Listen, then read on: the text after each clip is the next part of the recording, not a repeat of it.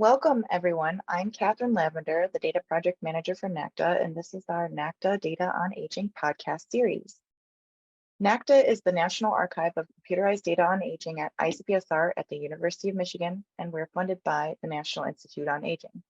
We seek out and preserve data relevant to gerontological research, kind of like a data library, curating the data as needed to promote effective research use, and we share the data with the research community free of charge. We're proud to say that we are one of the largest libraries of data on aging in the United States, offering opportunities for secondary analysis on major issues of scientific and policy relevance. We hope to connect with the gerontological research community using this podcast series and plan to highlight data resources and researchers, talk through data concerns, and learn the stories behind the projects. You can find out more about NACDA and ICPSR by visiting nacda-aging.org. So today, our guest is Dr. Sarah Patterson, research investigator at the Survey Research Center at the Institute for Social Research at the University of Michigan. She has a dual Ph.D. in sociology and demography from the Pennsylvania State University. And as a demographer and sociologist, Dr. Patterson's research addresses whether and how social norms and family composition influence caregiving behaviors and well-being for family members. She's also studied the role of complex families and kinlessness in the lives of older adults. Recently in August, she was awarded a K-99 grant from NIA to work on understanding how family relationships, attitudes, and caregiving behavior may change in regards to whether or not an older adult has dementia or not. Sounds very interesting, and I can't wait to hear more about it. So, yeah, thank you for joining. Thank you for having me on. Yeah, thank you for having me on. Great. Okay, so why don't we jump in and you can talk about how you got involved with your research. Great. Thank you so much for the invitation to speak on my research and be able to talk to you about data. I love data, so this is great. So I always say the road to my research was long and winding. So in undergrad, I actually started out as a developmental psychology major. So I was interested in parent-child dyads, but especially parents and younger children.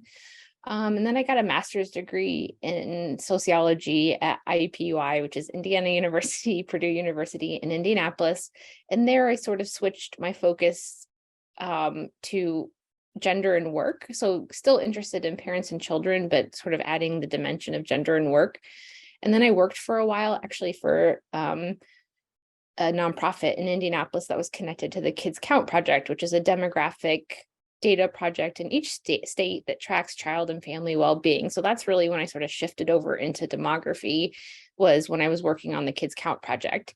And then I went back to grad school to Penn State because I wanted to study families specifically. And like I said, I'd gotten interested in demographic level research. And so when I was in my PhD program, I was still sort of studying parents and children from a population perspective, but parents and young children. And there wasn't a lot of data to answer the questions that I was interested in. And so my advisor actually said, is it, the parents and child, like the part of the life course, is that what you're interested in? Or are you just interested in these family dynamics at any time?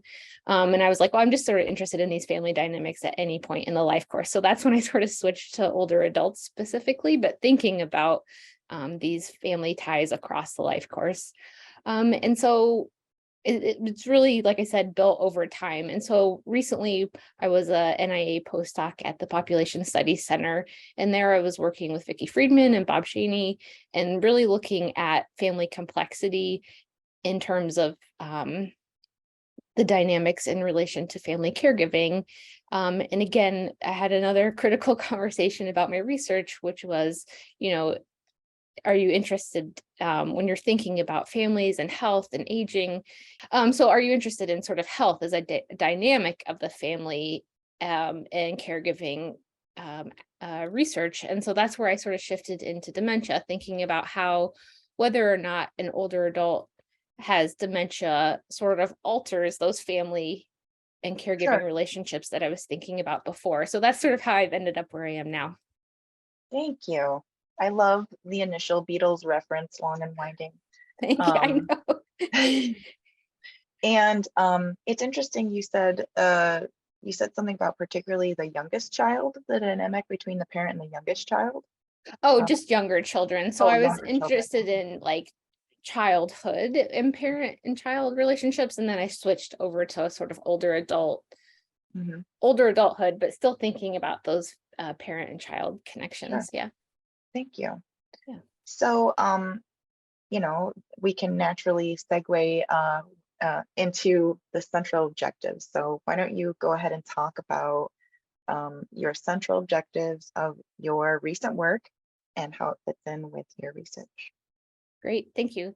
Mhm. So I'm really interested in the dynamics and complexity of families, especially as, people age, but also families age. I mean, we're aging at the same time as our family members are aging. And when I say complexity and dynamics, it's interesting because I think that automatically makes people think of, for instance, step families, which are considered complex families. But I'm also interested in more traditional, or what you would call nuclear families, and how those are dynamic and complex, because I think all families, no matter what the composition, can be considered complex and dynamic. So I'm really interested in understanding how that ties into family relationships over the life course, and especially in thinking towards care of older adults specifically.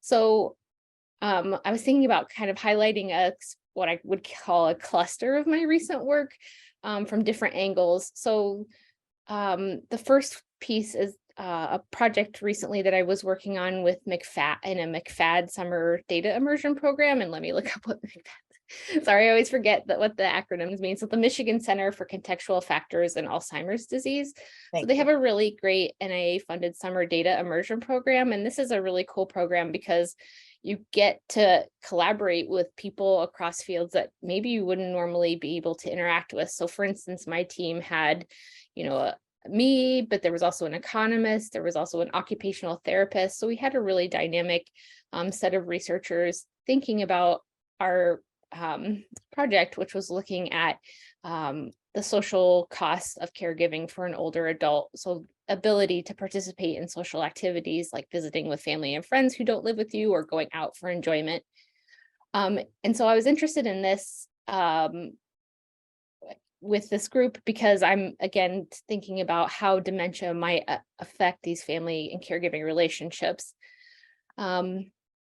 And then I also have other recent work where we use time diaries from the National Study of Caregiving. So that's also another NIA-funded study, which is a companion study to the National Health and Aging Trend Study, or NHATS. And so the study of caregiving, which is NSOC, we use the time diaries to understand how interacting and caregiving for an older adult with dementia may affect caregiver well-being over the day. So again, kind of thinking about how dementia might affect that interaction between the family caregiver and the older adult who's receiving the care. And this is sort of in line with my research that looks at family dynamics more generally. So I've looked at step families and how caregiving may be affected by whether or not the older adult has a step family. And so that's defined as whether or not they have any stepchildren at all. So they could also have biological children as well in those families.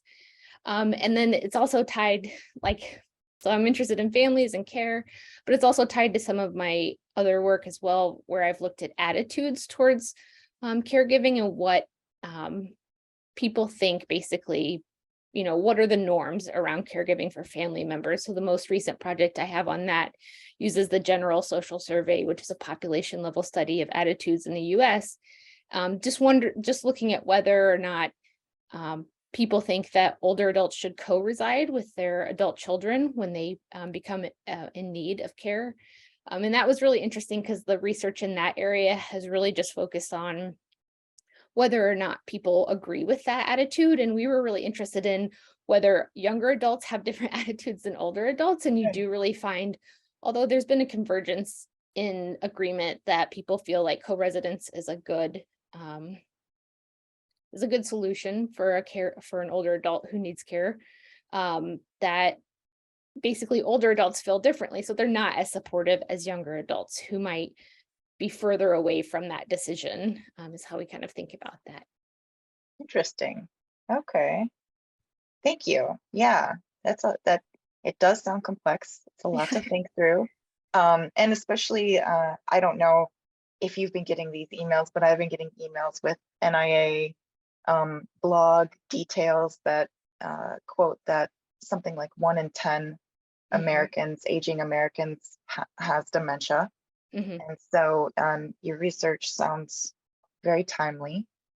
And, aging in place, is also a very common term we hear, um, across the research industry. So yeah, it's interesting to think about how people approach this. Mhm. Are they talking about it? Are they preparing for it? Is it kind of hitting them all at once Mhm. within families? Yeah. So, and you kind of started to talk a little bit about your findings, but Mhm. are there any other major findings you would like to share with us? Yeah. So the projects that I'd like to highlight are some of the ones that use the National Health and Aging Trend Study, NHATS, and then NSOC, the National Study on Caregiving. So um, I sort of talked about it a little bit in relation to social costs of caregiving for an older adult with dementia, the project from my McFadden Summer Data Immersion Program. So in that study, we find that a third of family caregivers for an older adult with dementia reported restrictions in social activities due to their caregiving duties specifically. So not just that they had social participation restrictions, but they identified that this was due to their caregiving duties.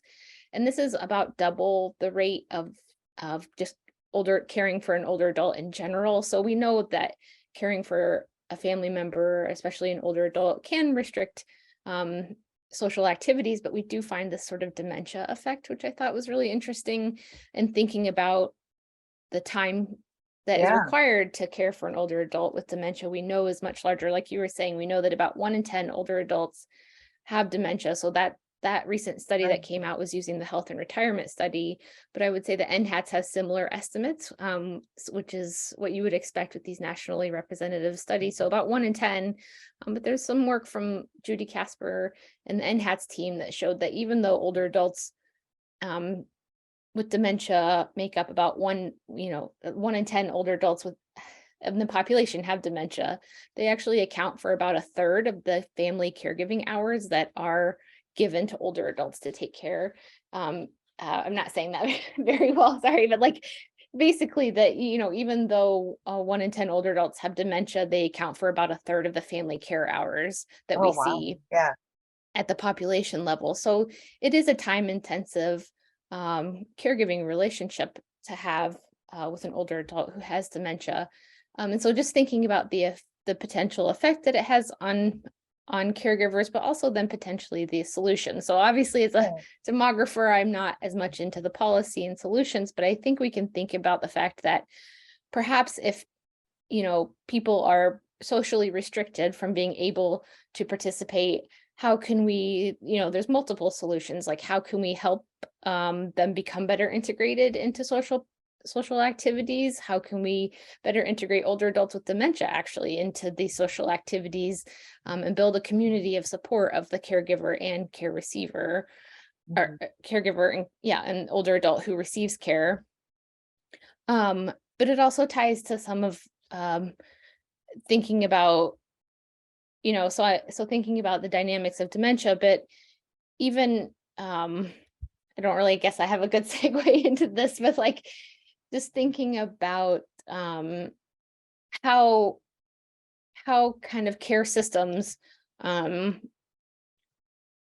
are put in place with older adults. So I've been thinking about that in terms of family complexity specifically. So like I said, with step families, we find that there's a step gap in care, that if you're an older adult and you have a step family, that is that you have any step children, you're less likely to receive caregiving from your adult children in general. So that's from both your biological and your step Interesting. kids.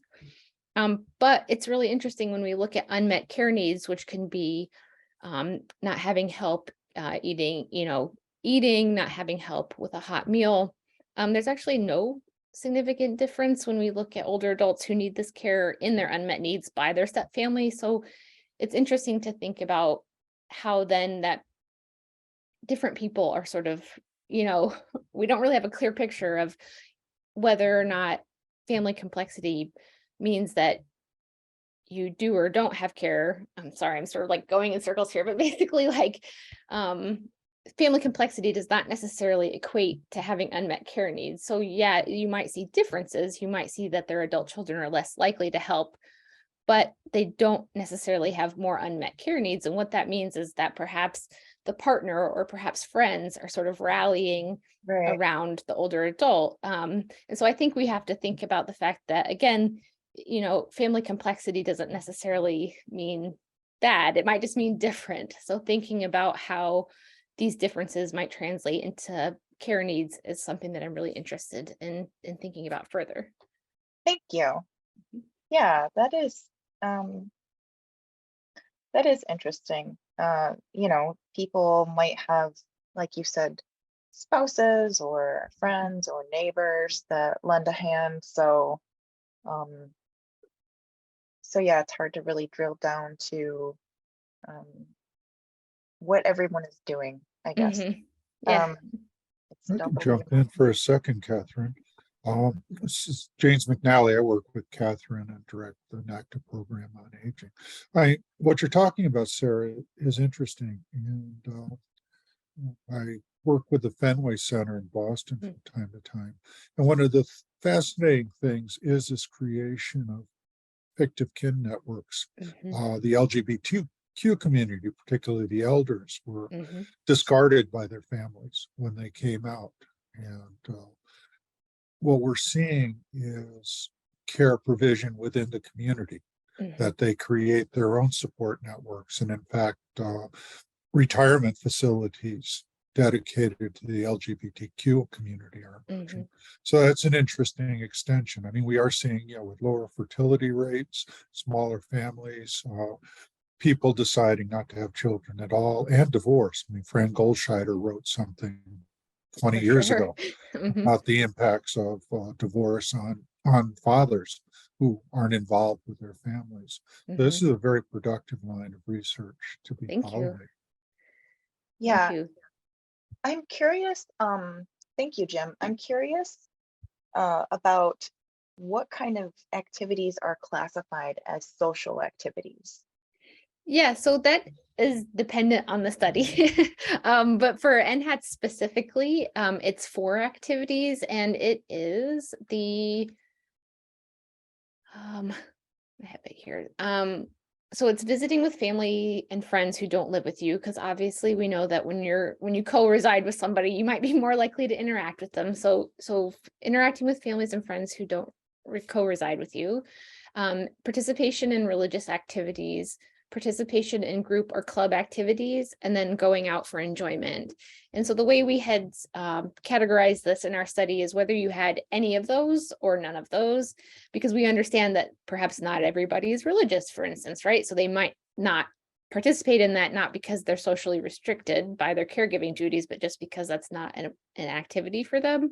So the nice thing about these social participation activities is that it is a variety of different types. But that is something that has come up when I've presented this research, is that, are these all the types of social activities that people can participate in? Not necessarily, but it is interesting that you still see an effect even among these set of 4 activities. Thank you.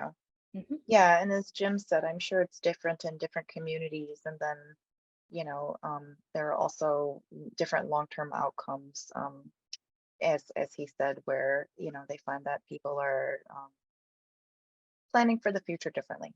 Right. Yeah. And I don't do loneliness research, or at least not yet, but that's something that comes up in the loneliness literature, is that that you can't necessarily equate being alone with being lonely, that these are dynamic processes, and they have to be measured separately. Of course. Okay, so how about you talk now a little bit some of the challenges you've come across in the research process? Yeah. So I think for me, especially as a demographer and somebody who's interested in looking at these issues at the population level, is measurement. I would say that measurement of families as well as of caregiving can be difficult. And I think that there's multiple pieces to this process. First of all, I am so incredibly grateful for all of the work that is done to collect all of this data. I would say in the last few years, it's become, I think, very apparent to people that, you know, like these are no easy tasks to build nationally representative data sets. There's multiple things going on, right? It's like people's participation. I think COVID made that very clear, but there's also just the resources and the time that's required. So I know, for instance, you know, if you just want to, you know, people are always like, oh, why don't people have this one extra question? It's like, well, you have to think about the fact that that one extra question might add an amount of time that makes people less likely to participate. So I want to say that measurement is an issue, but with the full acknowledgement that, like, you know, these are very, I know I keep saying complex and dynamic, but like taking nationally or building nationally representative data sets is like a very complex and dynamic process that is constantly, you know, people are thinking about very deeply and sort of weighing the costs and benefits of adding things. But I would say that, you know, measurement does become an issue, because even like when you're asking about social participation, right? So it's like, you know, understanding that my questions might be limited, I guess, in terms of what I can answer based on the data that's available. But I think one of the things, like I said, in thinking about the complexity of analyzing this data is I feel like all of the data sets are constantly taking feedback, or like, for instance, the general social survey, which I've used for attitudes.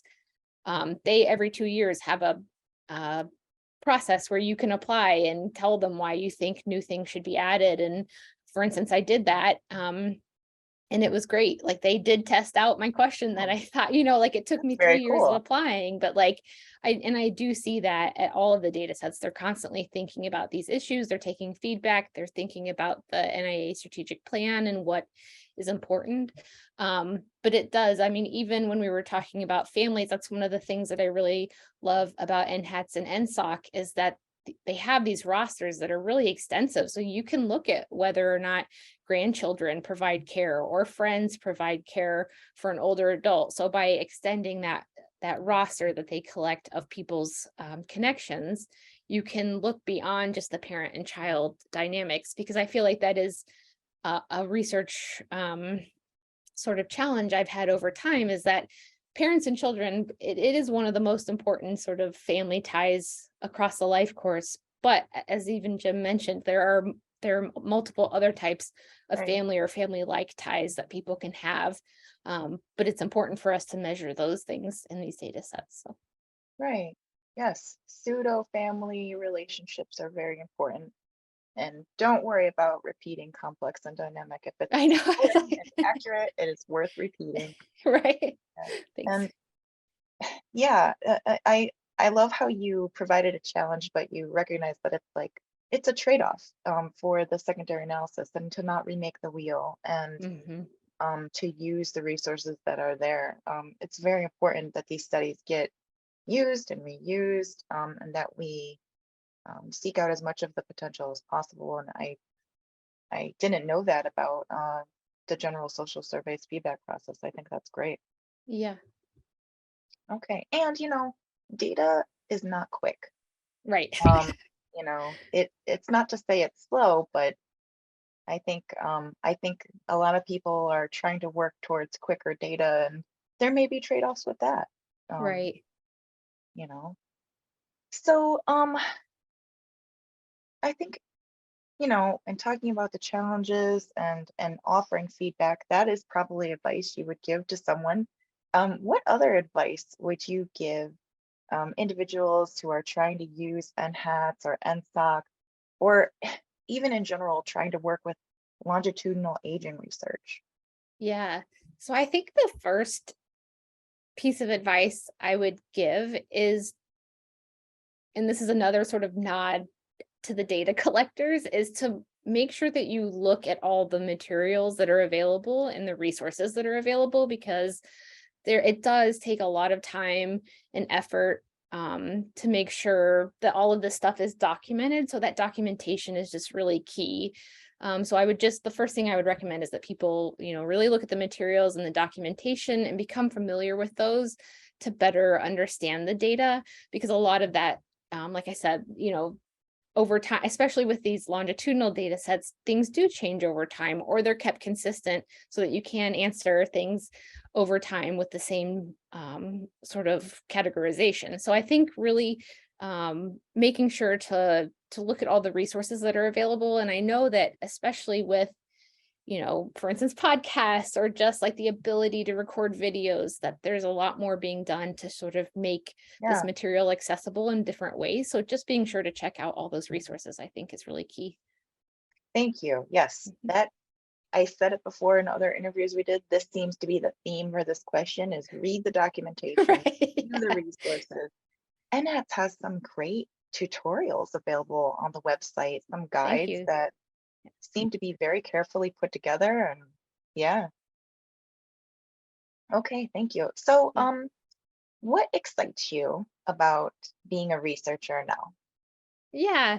So I think what excites me about being a researcher now is that I would say that it's kind of family and caregiving's time to shine. So I feel like obviously the pandemic was awful in just myriad ways, right? But one of the positives that came out of the pandemic is that it did shine a light on families and caregiving that I think wasn't potentially there before. So people have been, researching this, but I feel like the sort of public acknowledgement of this as a really important issue has sort of been like a hum in the background, but I feel like the pandemic really made it sort of front and center, and it showed how it affects people's work. It shows how it affects people's daily lives, their abilities to, you know participate in social activities or participate in work or things like that. So I would say that, I'm excited now because it is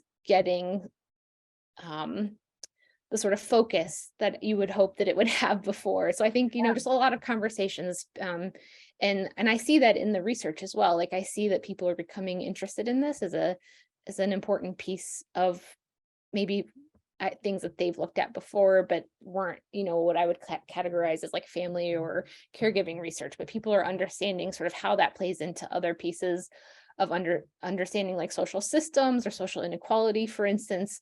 And I think that that's really important. So that's what I'm really excited about, is that this is becoming um, more and more sort of talked about.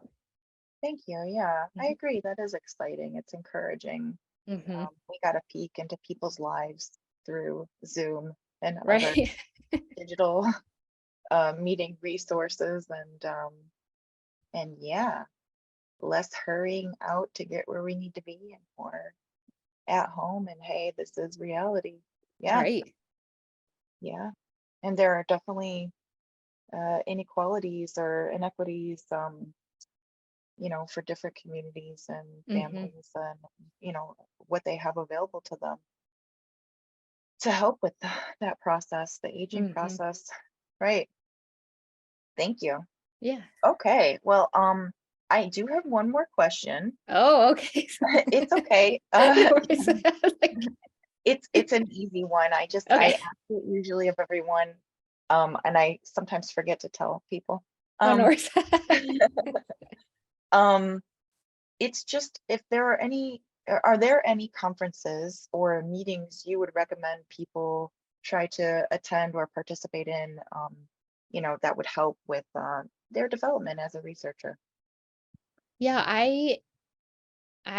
my favorite all-time conference is the Population Association of America. So I feel like if you're interested in population level phenomenon, but I think even if you're just a run-of-the-mill sociologist, right? Like I think it's still really important.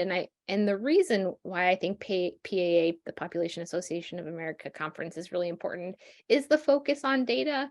And so I think part of that is from demography. Like, like I said, we're really dependent on these nationally representative data sets or administrative data, for instance, like from the government, like the American Community Survey or other things like that.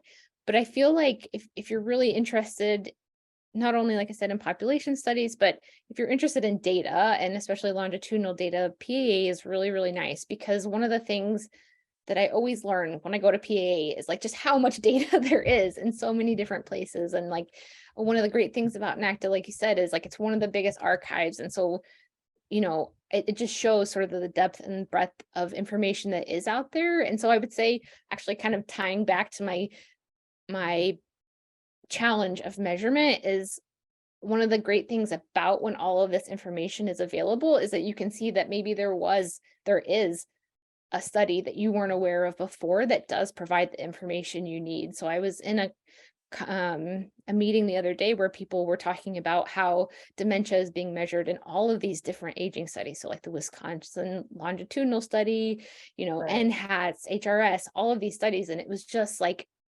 it was like a kid in the candy store, because it really was like, oh my gosh, there is all this information out there that I maybe didn't know about before. So, Right. The possibilities. Right. mhm. Thank you. Yeah, I think that's very helpful. Well, that's all for my questions. Great. Thank you so much. I really appreciate it. Thank you. It's been a delight to hear about your research, and I think that it's important work. So Thank yeah. you. Okay, so thank you so much to our guest, Dr. Sarah Patterson, and to our listeners for joining us on this podcast. We're going to share the links to the studies we referenced in the YouTube description. And if you have any questions or ideas, please email us at icpsr-nacda@umich.edu.